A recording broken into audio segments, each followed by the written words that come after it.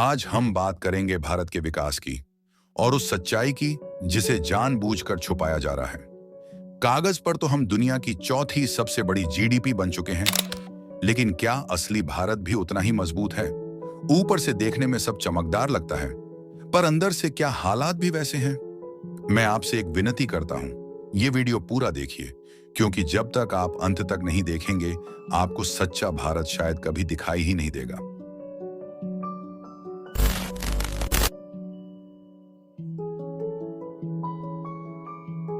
भारत विश्वगुरु है। हम चौथी सबसे बड़ी अर्थव्यवस्था बन चुके हैं। हर न्यूज चैनल, हर नेता यही बोल रहा है। We are the fourth largest economy as I speak.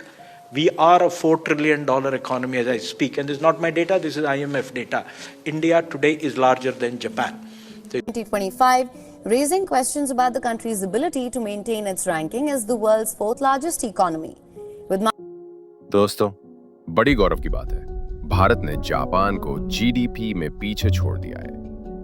अब हम दुनिया की चौथी सबसे बड़ी अर्थव्यवस्था बन गए हैं। पर जरा रुकिए, क्या जीडीपी बढ़ना मतलब हर भारतीय अमीर हो गया? चलिए एक छोटा सा उदाहरण देखते हैं। मान लीजिए कंट्री ए में 12 लोग हैं और उनकी जीडीपी है 8 लाख रुपए। वहीं कंट्री बी में सिर्फ 4 लोग हैं और उनकी जीडीपी है 6 लाख रुपए। तो जीडीपी ज्यादा किसकी? कंट्री ए की। लेकिन पर कैपिटा जीडीपी यानी प्रति व्यक्ति आमदनी, country A 8 lakh divide 12 equal to 66,000 रुपए। Country B 6 lakh divide 4 equal to 1,50,000 रुपए। तो असली अमीर कौन? कंट्री बी के लोग। बहुत लोगों को बुरा लगेगा ये सुन के, हमारा देश जो बोलता है कि वो विश्व गुरु बन गया है, विकसित हो गया है, ऐसा नहीं है। विकसित सिर्फ मुंबई, दिल्ली, बेंगलुरु के कुछ कोने हुए हैं। जिस मुंबई में सबसे ज्यादा स्काई स्क्रेपर्स हैं, उसी में दुनिया का, देश का नहीं, दुनिया का सबसे बड़ा स्लम भी है, सबसे आबादी वाला स्लम भी है, जहाँ पे लोग इतने बड़े रूम में 20-20 लोग रह रहे हैं और वो रूम भी पानी से भर जाता है, बारिश के बाद पूरे घुटन होता है। हमारे ही देश में, दिल्ली जैसे डेवलप्ड सिटी में, वो कूड़ेदान भी है जहाँ पे लोगों का पानी इतना पीला आ रहा है कि वो पेट्रोल माफिक हो गया। पेट्रोल जितना पीला होता है, जितना गंदा सुगंध करता है, वैसा पानी दिल्ली, हमारी नेशनल।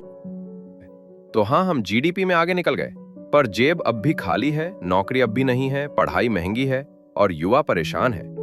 टीवी बोलेगा भारत विश्व गुरु बन गया, पर जब तक हर आम आदमी की प्लेट में खाना और जेब में पैसा नहीं आता, तब तक ये सिर्फ आंकड़ों का खेल है। जीडीपी अखबार की हेडलाइन से नहीं, लोगों की जिंदगी से समझो।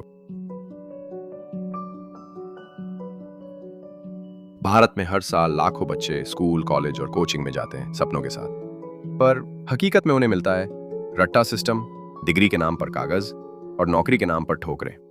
देश की शिक्षा पर जीडीपी का सिर्फ 3 से 3.5% खर्च होता है, जबकि अमेरिका और यूरोप 7% तक लगाते हैं। तो सवाल यह है, जिस देश में शिक्षा को गंभीरता से नहीं लिया जाता, वो देश कैसे विश्वगुरु बन सकता है?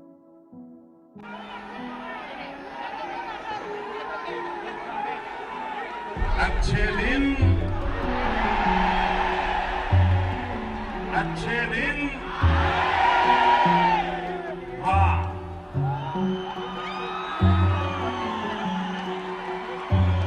भाई बहनों,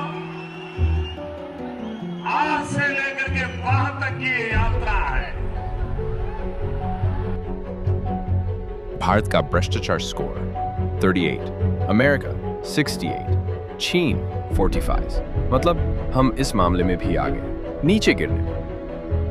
सबसे ज्यादा सेंट्रलाइज्ड देशों में से एक है, जहां चाइना का बजट 50% से ज्यादा लोकल लेवल्स पर खर्च होता है। इंडिया का बस 3% बजट लोकल सरकारी लेवल पर खर्च होता है। कई इंडियंस कहते हैं कि चाइना तो इतना सेंट्रलाइज्ड है, पर वो ये भूल जाते हैं कि बजट के मामले में चाइना इंडिया से 17 गुना ज्यादा डिसेंट्रलाइज्ड है। रोजमर्रा की जिंदगी, जन्म प्रमाण पत्र से लेकर नौकरी तक, सब कुछ में घूस। टेंडर से लेकर ट्रांसफर तक, कमीशन, नेता से लेकर अफसर तक, सब सेटिंग में। जब देश का सिस्टम ही बिका हो, तो भविष्य बिकने में देर नहीं लगती। भारत में अब सांस लेना भी जोखिम बन चुका है। WHO कहता है हर भारतीय की जिंदगी 5 साल कम हो गई है, सिर्फ वायु प्रदूषण की वजह से।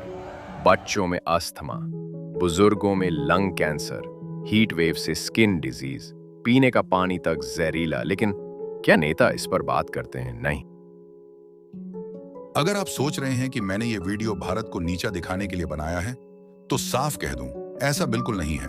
मैं भी चाहता हूं कि भारत आगे बढ़े, देश के लोग खुश रहें, सुरक्षित रहें, हर युवा के पास रोजगार हो, हर घर में साफ हवा, साफ पानी और बेहतर सुविधाएं हों।